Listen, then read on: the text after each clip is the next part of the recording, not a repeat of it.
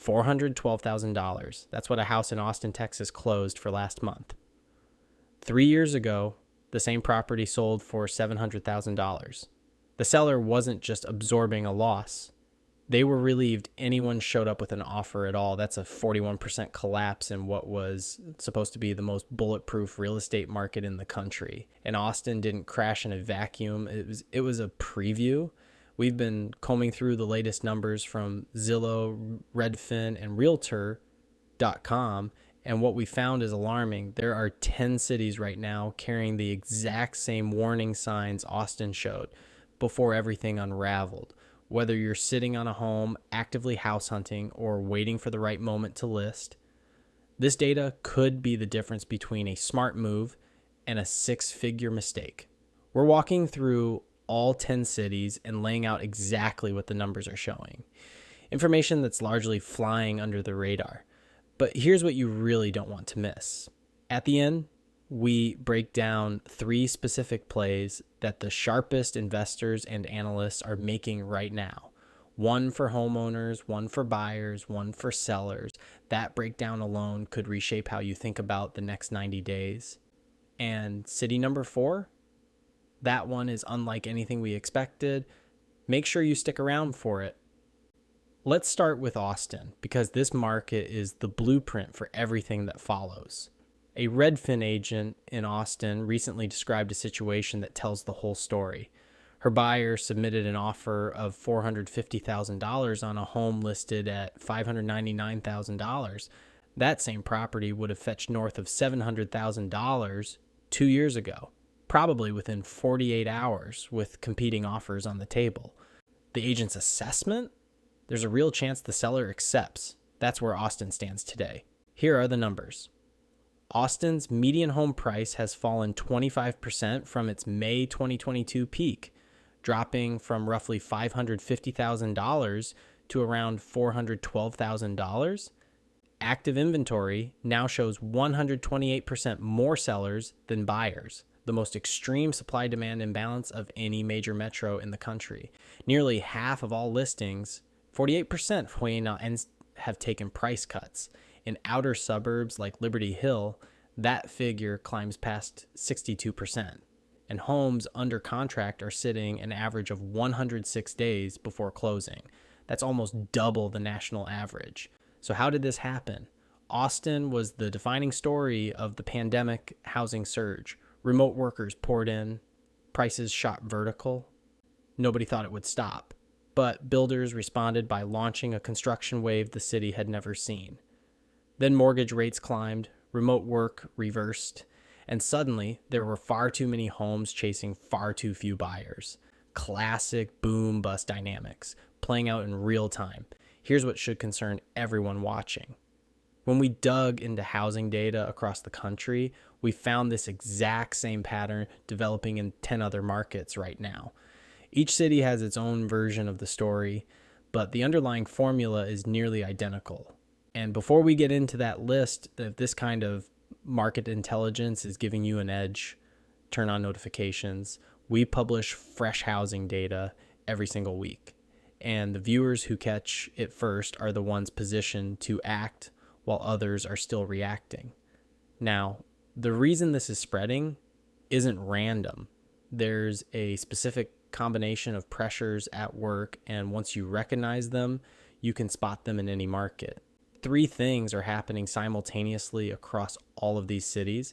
First, jobs are disappearing. The most recent federal jobs report showed a loss of 92,000 positions in a single month, against analyst expectations of a 60,000 gain. Manufacturing alone has shed jobs in 13 of the last 14 months. When income disappears, home purchases stop. It's that direct. Second, construction costs have exploded. New tariffs are adding nearly $11,000 to the cost of building a single home. Lumber, copper, steel, all hit hard. This pushes builders to slow new projects in some markets, while existing oversupply keeps flooding others. Prices get squeezed from both ends. Third, the buyer pool is evaporating. First-time buyers just hit an all-time low, representing only 21% of all purchases. Historically, that number hovers around 40%. The median age of a first-time buyer in America is now 40 years old. Sit with that for a second, and an entire generation has effectively been priced out of ownership.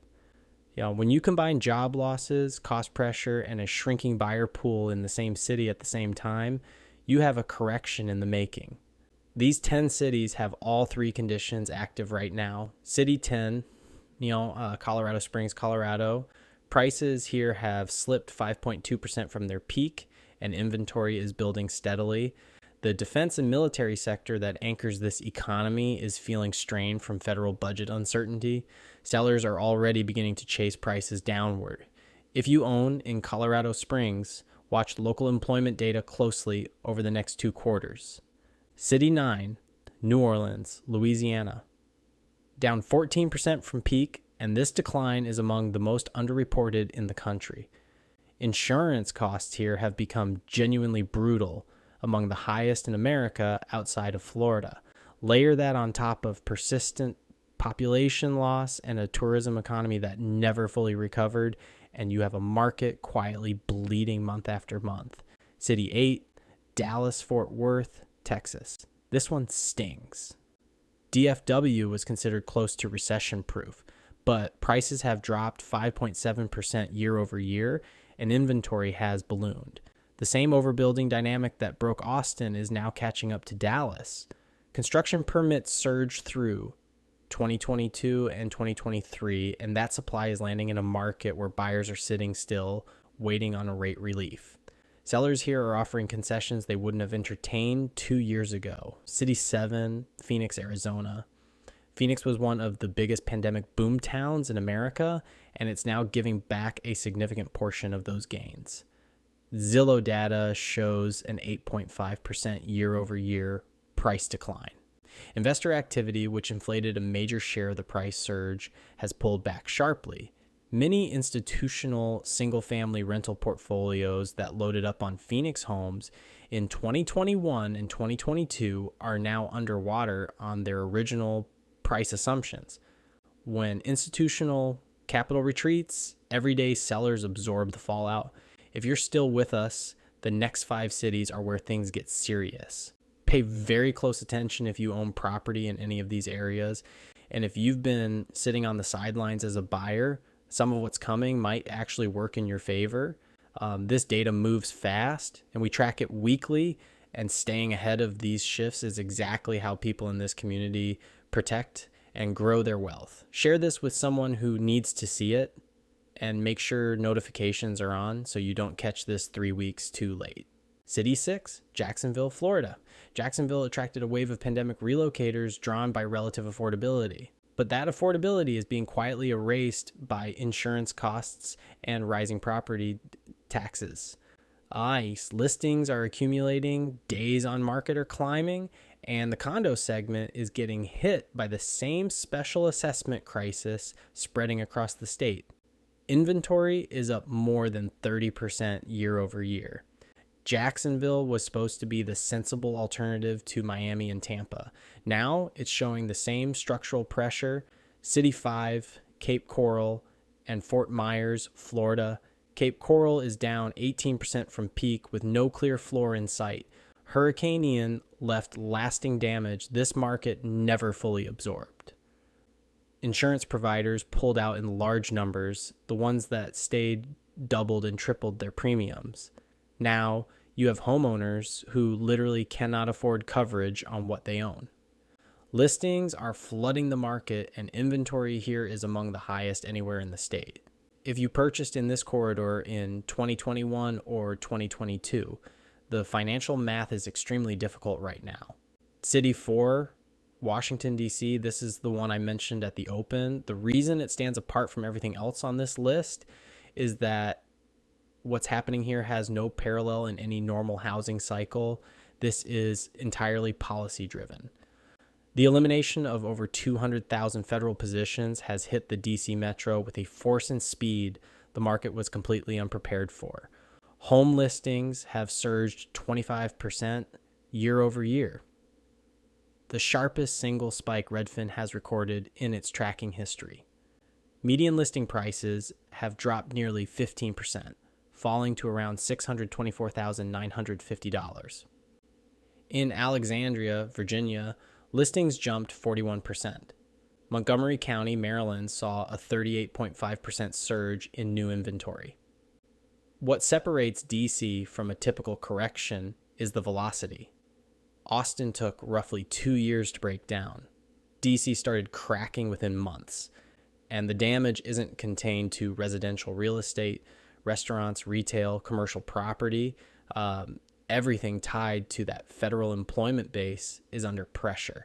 When 200,000 high-income government jobs exit a regional economy in a compressed period, the ripple effects spread across every connected sector. This story is barely getting coverage, but the data is impossible to ignore. City 3, Tampa, Florida.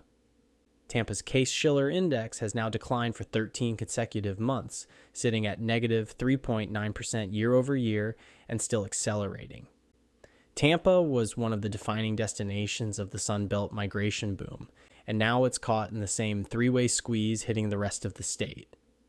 Crushing insurance premiums, mounting condo special assessments, forcing distressed sales, and a wave of new listings from owners who simply can't sustain carrying costs anymore. The condo market here is sitting on over 11 months of inventory. A balanced market runs between 4 and 6. Tampa is tipping toward distressed territory. City 2, Sarasota and Naples, Florida. The entire southwest Florida corridor is under serious strain. Condo prices in Sarasota County are down 9.5% year over year. The luxury market that defined this area is softening as high net worth buyers pull back amid stock market volatility and broader economic uncertainty. The mid-range condo market is getting crushed by special assessments on structural repair and reserve funding mandated by Florida's post-Surfside safety legislation, ranging anywhere from $134,000 to $400,000 per unit. Owners who can't absorb those costs are being pushed to sell, often at steep losses. One Fort Myers condo owner listed at $350,000 and ultimately closed at $110,000. That's a loss exceeding 40%. It's not an isolated case. It's a pattern running across this entire corridor. City 1, South Florida, Miami, Fort Lauderdale, and Palm Beach. Everything that's happening in Tampa, Sarasota, and Cape Coral is converging in South Florida at a scale none of those individual markets can match. Statewide, Florida condo prices have fallen 9.9%, the steepest single-year decline since 2009. Across major Florida condo markets, 92% are now in negative territory. South Florida is the epicenter. There are approximately 80,000 unsold condos and townhomes sitting across the state right now, and half of the top 10 metros with the heaviest unsold inventory are concentrated right here in South Florida. Broward County's condo median has fallen to $250,000 and has been declining for more than a year without interruption. Average insurance premiums in South Florida now exceed $7,000 for $300,000 in coverage, 181% above the national average, and multiple carriers have simply left the market. Buildings that can't meet Fannie Mae and Freddie Mac insurance requirements are effectively locked out of conventional financing. If you own a condo in one of those buildings, your viable buyer pool has shrunk to cash-only purchasers who know exactly how much leverage they hold. The one statistic that ties the entire story together: Florida's net domestic in-migration collapsed 93%, from over 310,000 net arrivals in 2022 down to roughly 22,000 in 2025. The population wave that powered this entire boom has essentially stopped. It is not returning at anything close to those volumes. South Florida is carrying the highest correction risk in America right now, not because of any single issue, but because every pressure point, insurance, assessments, inventory, migration, and affordability is hitting simultaneously. Now let's talk about what to actually do based on where you stand. If you're a homeowner in any of these markets, you're anywhere showing the same warning signs, start by getting honest about your equity position. Pull your current estimated value on Zillow or Redfin and compare it against what you owe. If your equity is still solid, you have options. If it's thinned out significantly, you need to realistically assess whether you can carry this property for another 2 to 3 years, because these corrections do not reverse overnight. If you're in a Florida condo specifically, get ahead of any pending special assessments before your neighbors do. The worst position is learning about a $200,000 building repair bill after the rest of the floor has already listed. And don't make a panic sale without running the actual numbers first. Selling at a loss only makes sense if the ongoing cost of holding the property exceeds the loss itself. If you're a seller who needs to move within the next 6 to 12 months, price it right from day one. Homes priced at current market reality are still transacting. Homes priced based on what the neighbor got in 2022 are sitting past 100 days and eventually getting hammered with lowball offers anyway. Price to where the market actually is and be willing to offer real concessions, rate buy downs, closing cost credits. The sellers walking away from the table in decent shape right now are the realistic ones. The ones holding firm are chasing the market down. If you're a buyer who's been on the sidelines, a genuine window is opening in several of these markets. Not everywhere and not a reason to rush, but cities like Austin, Phoenix, Cape Coral, and DC are seeing real price reductions and motivated sellers for the first time in years. The play right now is patience paired with preparation. Get your pre-approval locked in. Know your target neighborhoods inside and out. When a property that makes sense at today's numbers, it's not 2022 numbers, today's numbers surfaces.